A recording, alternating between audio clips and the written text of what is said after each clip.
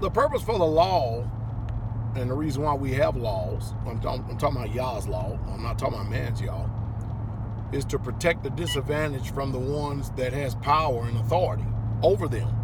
I mean, after all, somebody has to adjudicate these matters. I'm still on divorce here for a second. Think about this for a second. When you read Deuteronomy chapter 24, verse 1, now it's implying that the man is the one who is putting away the woman. Think about that. And then, of course, we read over in the renewed covenant because of the hardness of your heart. But watch this. When a woman received a bill of divorcement, she was free from stain, free from scorn, free from ridicule. Not only that, that bill was proof that she could actually go out and be another man's wife. Man, that contrasts that with some of the false Christian doctrine that you can only have one man, one woman until death do you part.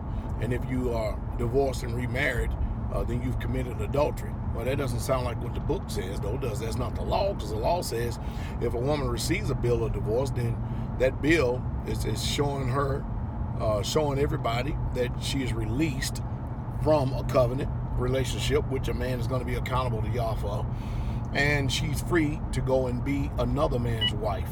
Think about that for a second. Or Ishaya. Think about that for a second. Man, that's a far contrast to what we have today, huh? But anyway, the divorce was there to protect her name, her reputation, and to protect her from being ridiculed and scorned, mocked, derided, and chided. Think about that.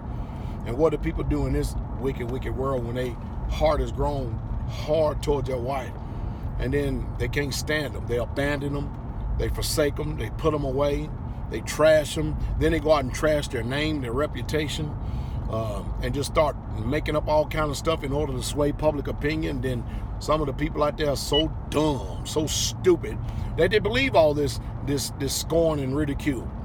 Man, that's why you cannot give too much credence to low base-minded people. I'm telling you. I just got a letter today from a coward of a nimbus that refuses to actually be honorable. He didn't put his name on the envelope, and of course, and Mama Nellie read the letter, and she goes, "Woo-wee, Pastor, this guy, is he hot? Man, you ought to see. He is cussing you out. Bad.